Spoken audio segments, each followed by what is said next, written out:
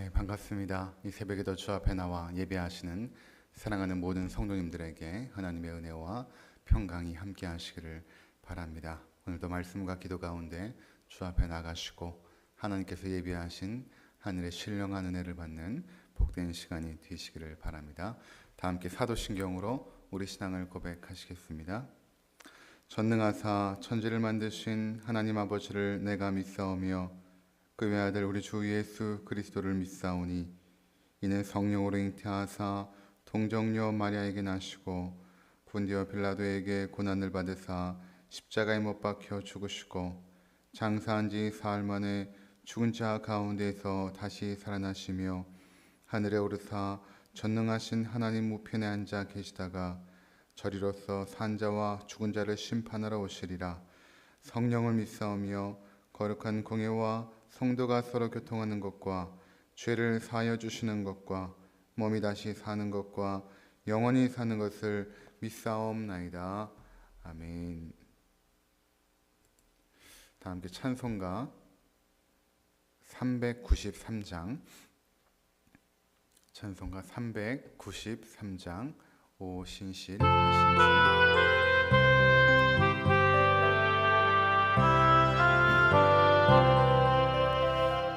하신주 신실하신 주 내 아버지여 늘 함께 계시니 두려움없네. 그 사랑 변찮고 날 지키시며 어제나 오늘이 한결같네. 오 신실하신 주 신실하신 주 날마다 자비를 베푸시며 일용할 모든 것 내려주시니 오 신실하신 주 나의 구주 봄철과 또 여름 가을과 해와 달 별들도 다 주의 본 만물이 주 영광 나눠내도다. 신실한 주 사랑 나타내네. 오 신실하신 주 오 신실하신 주 날마다 자비를 베푸시며 일용할 모든 것 내려주시니 오 신실하신 주 나의 구주 내 죄를 사하여 아니하시고 주신이 오셔서 인도하네. 오늘의 힘되고 내일의 소망 주만이 만복을 내리시네.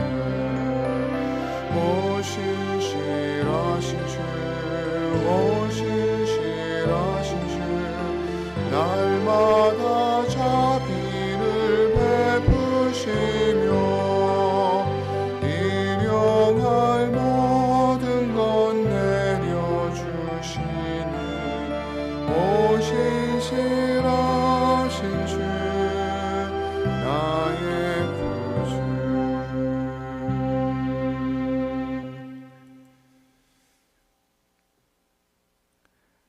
이 새벽에 주신 하나님 말씀 하박국서 1장 1절에서부터 11절까지입니다. 구약성경 하박국서 1장 1절에서 11절까지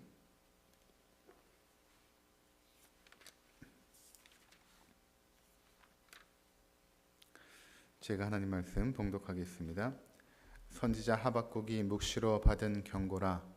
여호와여 내가 부르짖어도 주께서 듣지 아니하시니 어찌 어느 때까지리이까. 내가 강포로 말미암아 외쳐도 주께서 구원하지 아니하시나이다. 어찌하여 내게 죄악을 보게 하시며 패역을 눈으로 보게 하시나이까. 겁탈과 강포가 내 앞에 있고 변론과 분쟁이 일어났나이다. 이러므로 율법이 해이하고 정의가 전혀 시행되지 못하오니 이는 악인이 의인을 에워쌌으므로 정의가 굽게 행하여 지민이이다. 여호와께서 이르시되 너희는 여러 나라를 보고 또 보고 놀라고 또 놀랄지어다. 너희의 생전에 내가 한 가지 일을 행할 것이라. 누가 너희에게 말할지라도 너희가 믿지 아니하리라. 보라, 내가 사납고 성급한 백성 곧 땅이 넓은 곳으로 다니며 자기의 소유가 아닌 거처들을 점령하는 갈대아 사람을 일으켰나니 그들은 두렵고 무서우며 당당함과 위엄이 자기들에게서 나오며 그들의 군마는 표범보다 빠르고 저녁 이리보다 사나우며 그들의 마병은 먼 곳에서부터 빨리 달려오는 마병이라. 마치 먹이를 움키려 하는 독수리의 나름과 같으니라. 그들은 다 강포를 행하러 오는데 앞을 향하여 나아가며 사람을 사로잡아 모으기를 모래같이 많이 할 것이요 왕들을 멸시하며 방백을 조소하며 모든 견고한 성도를 비웃고 흉벽을 쌓아 그것을 점령할 것이라. 그들은 자기들의 힘을 자기들의 신으로 삼는 자들이라. 이에 바람같이 급히 몰아 지네치게 행하여 범죄하리라. 네, 오늘부터 하박국 말씀을 함께 나누게 됩니다. 우리가 새벽마다 참고하고 있는 매일 성경의 그 성경의 순서를 따라서 우리가 묵상을 하고 있는데 이제 오늘부터 하박국 말씀이 되겠습니다. 하박국 하면 여러분들이 기억하시는 것이 하박국의 찬양 아닙니까? 비록 무화과 나무가 무성하지 못하고 포도나무에 열매가 없고 감람나무에 열매가 없고 외양간에 우리의 소가 없을지라도 나는 여호와로 인하여 즐거워하며 그의 구원을 기뻐합니다 라고 찬양했던 그 하박국의 찬양, 이것이 하박국서 3장 이제 맨 마지막 절에 기록되어 있죠. 찬양으로 마무리되는 그 하박국서. 근데 사실 찬양으로 마무리되지만 하박국이 처음에 가졌던 오늘 본문의 그 의문과 그 마음의 의분, 그 속에서 굉장히 고민하게 되고 또 하나님을 향한 그 불신을 가지고 있기도 하고 또 하나님을 오해하기도 하고 그런 가운데 하나님께 계속해서 질문을 던지고 그 질문에 맞춰서 하나님께서 응답하실 때에 그 응답을 받고 그의 마음의 상태가 처음에는 분노에서 나중에는 감사함으로 마무리가 되어져가는 그런 과정을 우리가 보게 될 것입니다. 오늘 우리가 읽은 본문은 그 하박국이 하나님 앞에 질문을 하는 내용으로 시작이 되어집니다. 2절에 보니까 여호와여 내가 부르짖어도 주께서 듣지 아니하시니 어느 때까지리까? 그 하나님을 향하여 부르짖고 있는 것입니다. 무엇 때문에 부르짖고 있는 것인가? 자신 안에 있는 어떠한 죄악의 어려움 때문에 또는 환경의 어려움 때문에 부르짖고 있는가? 그것이 아니라 그가 지금 살아가고 있는 그 환경 속에서 이스라엘 백성들의 그런 강포와 그리고 죄악된 모습을 바라보면서 그는 하나님께 질문을 던지고 있는 것입니다. 하나님, 정말 하나님은 정의로운 분이십니까? 어떻게 이렇게 죄악이 횡행하고 또 폭력과 불법이 난무한 이 사회를 어느 때까지 보고 있습니까? 라는 질문을 그가 던지고 있는 것입니다. 2절에 보니까 내가 강포로 말미암아, 강포라는 것은 폭력과 불법을 의미하는 것입니다. 그것이 굉장히 난무할 때에 강포라고 말하는데 강포로 말미암아 외쳐도 주께서 구원하지 아니하시나이다. 지금 이 유다 백성이 이 죄악이 너무나 들끓어서 강포가 지금 이렇게 횡행하고 있는데 하나님, 내가 하나님께 부르짖지 않았습니까? 어서 속히 정의를 시행해 달라고 부르짖지 않았습니까? 그런데 왜 응답이 없으십니까? 라고 그는 하나님께 향하여 외치고 있는 것입니다. 3절에 어찌하여 내게 죄악을 보게 하시며 패역의 눈으로 보게 하시나이까? 겁탈과 강포가 내 앞에 있고 변론과 분쟁이 일어났나이다. 여러분 마음 가운데 이런 마음이 있습니까? 세상의 죄악을 바라보면서 세상의 공의가 시행되지 않는 모습을 바라보면서 하나님을 향한 그런 마음의 절규들, 하나님 언제까지 이렇게 하나님의 정의가 시행되지 않고 있습니까? 라는 이러한 그 마음, 사실은 이런 마음을 하나님께서 기뻐하시거든요.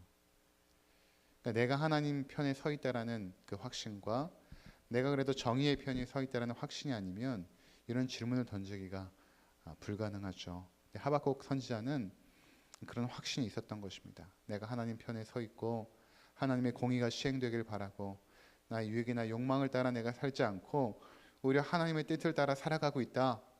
그러기에 하나님의 정의가 시행되지 않는 이 시대와 사회 속에서 내가 이렇게 울부짖어 하나님께 탄식하며 아뢰고 있습니다. 라고 지금 하나님께 질문을 던지고 있는 것이죠. 4절에 이러므로 율법이 해이하고 정의가 전혀 시행되지 못하오니 이는 악인이 의인을 에워쌌으므로 정의가 굽게 행하여 지민이이다. 여러분 참 그렇지 않습니까? 이 시대 가운데 그래도 예전보다는 많이 정의가 시행되고 있지만 이 전까지는 그래도 힘 있는 자들의 또 돈 있는 자들의 논리에 따라서 정의가 굽어지고 또 순수하고 착한 사람들이 결국에는 손해를 보는 그런 시대를 우리가 살았었습니다. 물론 지금도 그런 일들이 있기는 하겠죠. 완전히 없지는 않을 것입니다. 있겠죠. 뇌물이 사용되어지고 거기에 불법이 자행되어지고 거기에 폭력이 또한 더해지는 이러한 어떤 시대들, 우리 사회가 민주화가 되면서 많이 바뀌긴 하였지만 그래도 여전히 힘 있는 자들이 또 권력 있는 자들이 그들의 입맛에 맞게 정의에 대한 개념을 이리저리로 움직였던, 그러니까 뭐 법원에서 판결받았던 내용들이 다시금 뭐 계속해서 그때 정말 정의롭게 그 판결이 시행되었는지 다시 뉴스거리에 올라오고 하는 일들이 많이 있지 않습니까? 예전에 그런 거 있지 않았습니까? 누가 외쳤는지 모르지만 유전 무죄, 무전 유죄다. 참 그런 시대들이 있지 않습니까? 근데 거기서 하나님 앞에서 신실하고 정직하게 살아가는 자들이 느끼는 그 절망감이 있습니다. 시대가 그런 어떤 힘있는 자들에 의해서 정의가 굽어질 때에 하나님 편에 서 있는 자들은 늘 마음 가운데 분노하게 되어 있습니다. 하나님, 어느 때까지 저 가난하고 착하고 성실하게 살아가는 사람들이 손해를 보며 살아야 됩니까? 어떻게 저렇게 폭력을 일삼고 힘을 가지고 억압하는 자들이 저렇게 평생도록 잘 먹고 결국엔 죽을 때도 편안하게 죽고, 이 시편에 우리가 살펴보지 않았지만 시인들이 그런 탄식을 하죠. 하나님, 어떻게 된 일입니까? 이 세상의 불의와 이 불법이, 그리고 그것을 자행하는 자들이 저렇게 잘 먹고 잘 사는 것은 무슨 이유입니까? 이러한 어떤 질문들을 던지게 되는 건 아니겠습니까? 그런 질문을 던지지 않는다면 우리는 세상 속에서 그냥 성벽을 짓고 그냥 골방에 들어앉아서 나 혼자 신앙생활 잘하면 되는 것처럼 생각하는 그런 신앙생활은 바른 신앙생활이 아닙니다. 제가 대학교 91년도에 들어갔는데 그 당시에 저희 학교는 양평 쪽에 있었거든요. 선지동산입니다. 완전히 거기서 신앙생활하기 좋은 수도원 같은 그러한 곳이었는데 조그만 학교였죠. 남한강 옆에 있는 예쁘장한 그런 학교였습니다. 학교에 가면 늘 아이들이 찬양합니다. 그 아름다운 기쁜 모습으로 기뻐하며 막 이렇게 찬양을 합니다. 율동도 하고. 스쿨버스를 타고 서울에 딱 도착하면 서울은 한참 데모가 일어나고 있는 것이죠. 저의 또래와 같은 또는 저의 선배나 후배와 같은 친구들이 데모를 하고 사회 부조리에 대하여, 그 모습 속에서 제가 참 갈등을 많이 했습니다. 무엇이 맞는 것인가? 이러한 사회 부조리에 항거하여 일어나고 있는 젊은 친구들이 있고, 우리는 수도원에 들어가서 늘 기뻐하고 찬양하는 것이 과연 맞는 것인가? 그러한 어떤 마음의 상태들이 있었거든요. 그러니까 기독교적인 영성은 이 세상의 부조리에 대해 눈 감지 않습니다. 부조리한 현실에 대해서 눈 감지 않고 가난한 자와 또 정직하게 살아가는 자들의 그 피폐함과 핍박에 대해서 눈 감지 않거든요. 항상 기독교는 그런 거에 대하여 저항해 왔고 항거를 해오지 않았습니까? 왜 그런가? 하나님의 마음이 항상 연약한 자들에게 있기 때문에 그런 것입니다. 고아나 과부나 객들, 나그네들을 너희가 대접해라. 그들을 정의롭게 그들의 삶을 보호하지 않으면 내가 너희들을 심판하겠다라는 것이 구약 메시지에 계속해서 흐르고 있는 하나님의 심정임을 우리가 보게 되는 것이죠. 그런데 지금 하박국이 그것을 보고 있는 것입니다. 하나님의 선지자가 마음에 통분이 생긴 것이죠. 의분이 생긴 것입니다. 하나님 어떻게 된 것입니까? 도대체 이 백성들의 이런 강포함과 죄악으로 말미암아 정직하고 성실하고 착하게 살아가는 사람들이 당하는 이 고통을 하나님 어떻게 보시겠습니까? 신학 용어로 하면 신정론입니다. 신정론이라는 것은 하나님은 과연 정의로우신 분인가? 하나님은 과연 정의로우신 분인가? 라는 질문을 지금 던지고 있는 것입니다. 그랬더니 5절부터 이제 하나님의 응답이 있습니다. 뭐라고 응답하시냐면 여호와께서 이르시되 너희는 여러 나라를 보고 또 보고 놀라고 또 놀랄지어다. 너희의 생전에 내가 한 가지 일을 행할 것이라 누가 너희에게 말할지라도 너희가 믿지 아니하리라. 보라 내가 사납고 성급한 백성 곧 땅이 넓은 곳으로 다니며 자기의 소유가 아닌 거처들을 점령하는 갈대아 사람을 일으켰나니 그들은 두렵고 무서우며 당당함과 위험이 자기들에게서 나오고 이 갈대아 사람을 일으켜 내가 너희를 심판할 것이다. 이 갈대아 사람이라는 것은 바벨론 사람을 말하거든요. 이 바벨론에 의해서 유다가 멸망을 당합니다. 주전 536년에 멸망을 당하게 되는데 결국 하나님께서 주변의 국가를 통하여 너희들을 심판하겠다. 이렇게 말씀하고 있는 것입니다. 그러니까 하나님의 심판은 반드시 임하는데 그 때가 언제인지 또 어떠한 모습으로 임하는지는 우리가 아무도 알지 못하죠. 아무도 알지 못합니다. 근데 하나님은 죄악을 그냥 보고만 있지 않으십니다. 여러분 때로는 내가 뭔가 잘못된 길을 나가는데 뭐 아무렇지도 않네 라고 생각하지 마십시오. 하나님께서 다 보고 계십니다. 우리 주변의 죄악과 강포를 통하여서 자기의 이익을 챙기는 자들 여러분 주변에 있을 것입니다. 그런 자들 바라보면서 거짓을 일삼고 불의를 행하며 불법을 자행하는 자들이 뭔가 잘 되고 있음을 여러분 부러워하지 마시기 바랍니다. 반드시 심판이 임하거든요. 하나님이 정하신 때가 있습니다. 하나님이 참고 참으세요. 근데 그 임계점에 다다랐을 때 하나님이 심판하시는데 그 심판하시는 때는 언제냐면 모든 사람들이 저 심판은 과연 옳다. 저 심판은 과연 하나님의 의로우심을 나타내는 것이다. 라는 상태까지 이르렀을 때에 하나님께서 심판을 하십니다. 그러니까 여러분 최근에 코로나19로 인하여서 신천지가 큰 어려움에 빠졌죠. 신천지가 막 창궐할 때에 도대체 하나님께서 왜 저들을 막지 않으시지? 그래도 나름대로 기독교계에서 저들을 향하여 공격을 하는데도 방어를 하는데도 그들은 더 공격적으로 기독교를 허물어뜨리고 있지 않았습니까? 교회 내에 침투하여서 교회를 분쟁시키고 갈라놓고 하는 일들이 굉장히 많이 자행되었죠. 한국교회의 지난 20년 동안에. 근데 하나님께서 그냥 한 번에 신천지를 무너뜨리지 않습니까? 그러니까 하나님의 그 심판은 반드시 임합니다. 근데 그 임할 때는 굉장히 무섭게 임합니다. 그래서 우리 주변의 불의와 불법을 바라보면서 하나님의 심판이 없을 거라는 그러한 생각에 빠지면 안 됩니다. 반드시 임합니다. 하나님의 심판이 얼마나 무섭냐 하면 우리의 죄악 때문에 그의 아들 독생자를 예수 그리스도를 십자가에 못 박는 그런 심판을 우리 죄에 대한 심판을 예수께 내리신 것이거든요. 우리를 구원하기 위하여. 우리에게 심판을 내리면 우리는 살아남을 사람이 없죠. 그러니까 그의 아들 예수께 우리를 향한 죄악에 대한 모든 심판을 짊어지게 하신 것입니다. 그것을 바라보면 하나님이 얼마만큼 무서우신가. 하나님께서 얼마만큼 무서우신가.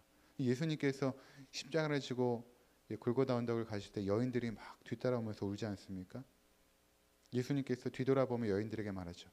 너희가 나를 위하여 울지 말고 너희와 너희 자녀들을 위해 울라. 하나님께서 푸른 나무와 같은 나에게도 이렇게 하셨는데 하물며 너희에게 뭐냐. 무슨 말입니까? 푸른 나무는 예수님이거든요. 예수님께 하나님의 심판을 이 정도로 보여주셨다면 너희에게 임할 그 심판이 얼마만큼 무서울 것이냐.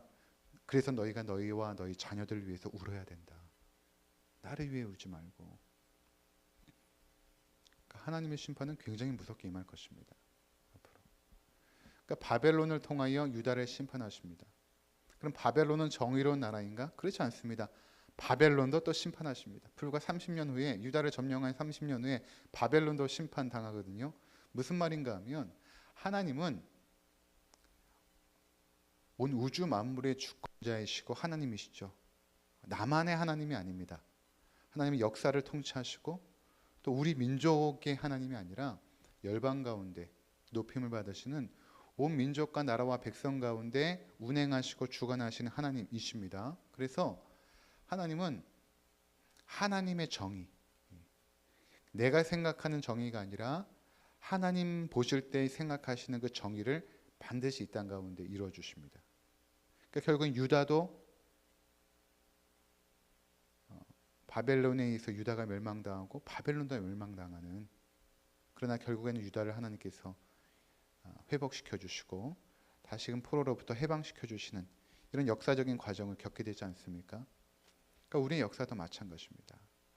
우리가 살아오면서 때때로 지었던 죄에 대하여 여러분이 심판받지 않은 이유는 무엇입니까? 예수님께서 대신 심판받으셨기 때문에 그런 것입니다.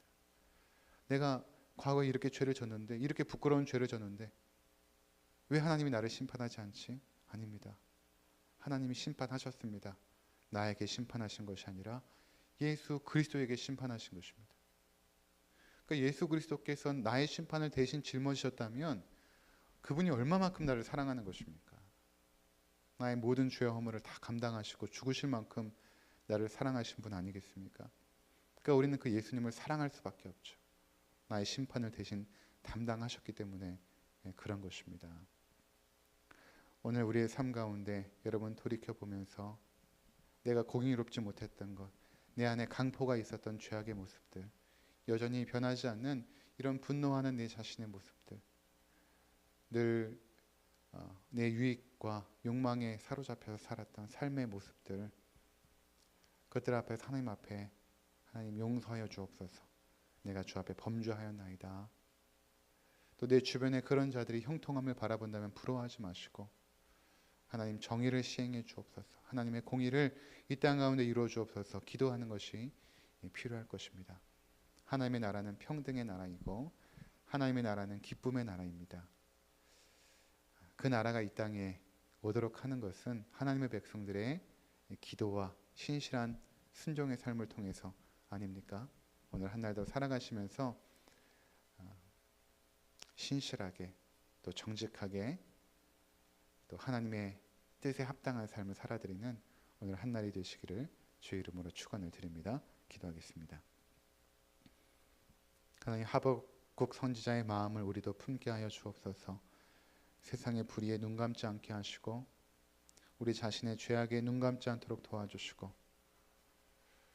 나의 모든 죄들을 합리화시키는 어리석음에 빠지지 않도록 도와주시고 하나님, 세상을 향한 그 정의로움의 잣대가 나에게도 향하여서 항상 하나님 앞에서 정직하고 올곧게 살아갈 수 있도록 도와주옵소서.